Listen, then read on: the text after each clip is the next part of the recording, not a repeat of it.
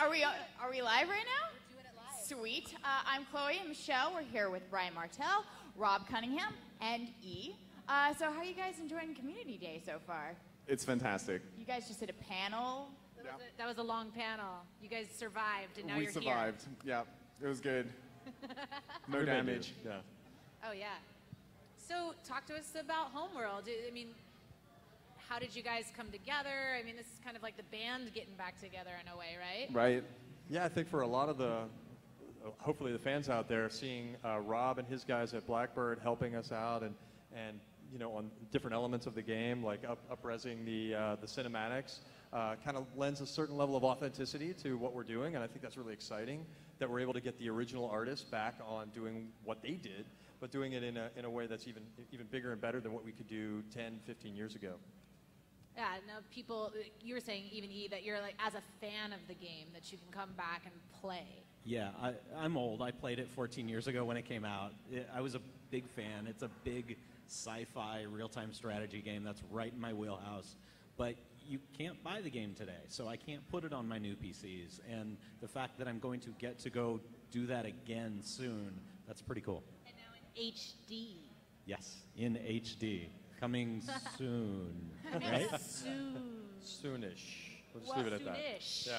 Rob, you were telling us a story about how you and Gearbox got together. It was a really cool story. You want to talk about it? Yeah, sure. We first started talking to Gearbox when they acquired the Homeworld IP from the THQ auction. So we were really excited that someone who was qualified, in our opinion, a qualified buyer, which is someone who's excited about the product, they're fans, they have the resources to do something cool with it, and it's not just going to sit on a shelf. They were pretty qualified. I'd say they were pretty qualified. Yeah. You guys released a really nice press release talking about... Congratulating you guys. Yeah, we were very stoked on that. You reached out. Yeah, we reached out, and I tossed a couple of pictures from my personal archive, which I thought no one had seen, but the fans were like, oh, we've seen all those already. And I was like, oh, okay, well, we'll have to look a little harder. But So when you guys saw that from his personal archive, did you guys just that blow your minds? Well, yeah, we were excited to see what else he had. And so that was one of the nice things was through contact, the guys that had worked on it from all over the world, basically, that had split up from Relic or whatever, came together and like sent different assets to us that we didn't have when we purchased the IP. So when we got all this stuff, we just went through all these just reams and reams of images and concept art, and it was like, we were like giddy because it was so exciting. Yeah. Yeah, I hope there was nothing too, personal. There's a few personal photos in there. Really? Okay. I think we'll I'd sneak like to those see out. the personal archive. Yeah, so that was fun, and then because we were making Shipbreakers at the time, hardware Shipbreakers, it was so similar in style, and it was inspired by Homeworld, and we were building it with the same team as Homeworld, and in all respects it was fate, and so began the dialogue, and they were excited about what we were making, and said, do you guys need help finishing this thing? And we said, yes, actually that would be fantastic. We could really use more financing to get this thing where it really wants to be. And they said, well, we're super stoked. We've got Homeworld. We're going to do the Homeworld HD thing. We could use your help with that. We could help you with this. It really was stars aligning, and it's Cinderella story. So we're very excited. Does that mean you're Cinderella, or? I think that's Brian is fine. Cinderella, actually. I must be one of his man. sisters or something. Is that part of the personal photos? Yeah. Yeah, the other thing that was really great about sort of starting the relationship between the projects and being able to make sure that Homeworld Shipbreakers was to be able to come out as a big commercial release and not have to be free to play and kind of go down that rabbit hole.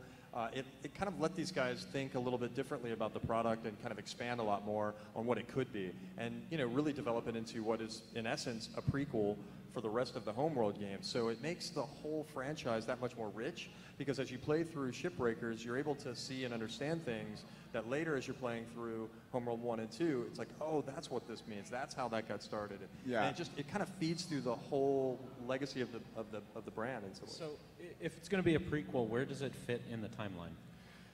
Can we talk in detail? Talk a little bit do about we have it. exclusive information here?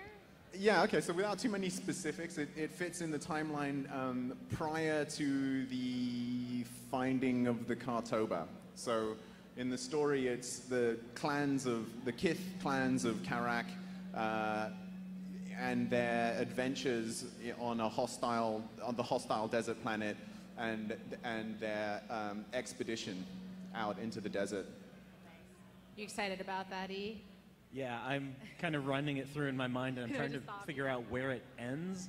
And I don't know if I don't know what you're going to want to tell us, but I can probably less is more right now. Yeah. I think, you know. I can absolutely see though how Shipbreakers could end, and that could be really kind of awesome. So we'll have to talk do what more. I'm thinking, We'll let people speculate. Okay. After we're off mic, let's talk. So how much creative control is Gearbox going to have on this game? Well, one of the things that we're really excited about is that we don't really need to. We've got such an amazing studio with Blackbird, who are obviously the caretakers of the franchise in many ways. So, I mean, these are the guys that were there making it originally. Why would we step in and get in the way of that? So we're Respect. Yeah, exactly. I mean, I mean, these Totally. guys are passionate about it. They love it. They know it inside and out, and we don't need to be in the way of that, right?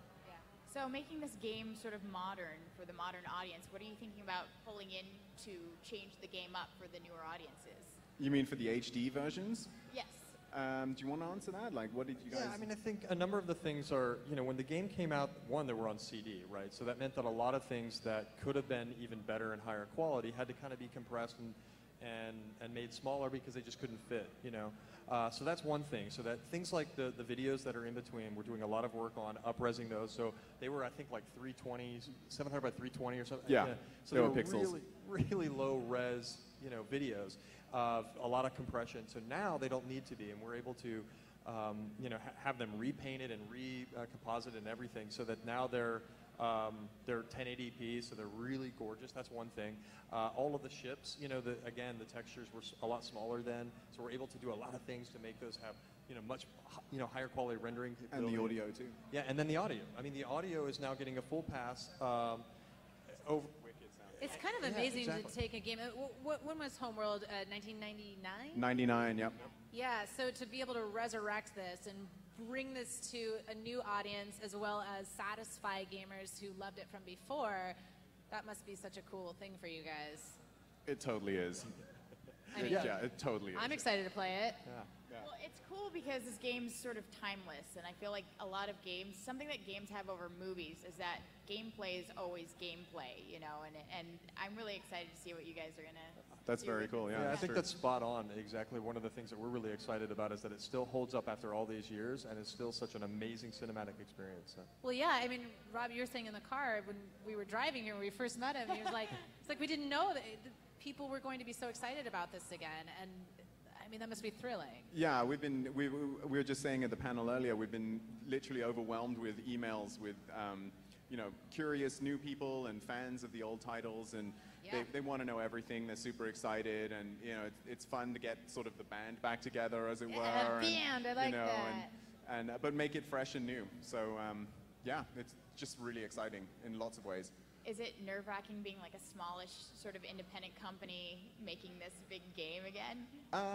Not really. I mean, it kind of, because it's always nerve-wracking being in business. But but in terms of the content and the people you're making it with and the partnership that you have, it could, you know, this is not nerve-wracking compared to what, you know, I've experienced in the past. So Right, when it you can know, be I just mean, total chaos, and now you've yeah, I mean, there's the whole controlled spectrum chaos. from total chaos to it's so set that you're bored out of your mind, you know, and you usually want it somewhere in the middle, you know. So it's great to be working with people you love and want to work with, and, you know, to have a partnership that you're really excited about. So One of the things that people may not know about Rob is Eat Art that you were showing us.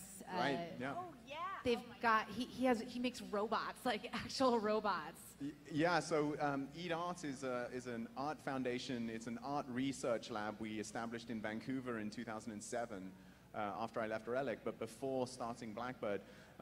It stands for Energy Awareness Through Art, and it's really just a collective of engineers and artists. What was the name of the YouTube video so people can watch it? Because it was so cool. The YouTube video is called Titanoboa meets the Mondo Spider. It's a video. Titanoboa meets Mondo Spider. Yeah, it's a video of two of our creations playing together in what's now the Blackbird Studio. So It it's is a so giant cool, and we warehouse. want to go. It's mind-bending. It's really, really cool. They're just giant robots. I mean, the snake is a 3-ton electromechanical snake. It's like an exoskeleton too, right? Yeah, and then the spider is a 1,600-pound hydraulic walking spider that you pilot in the middle, and we're building a 4-legged mech now as well. So it's actually featured in Popular Mechanics last week or the week before.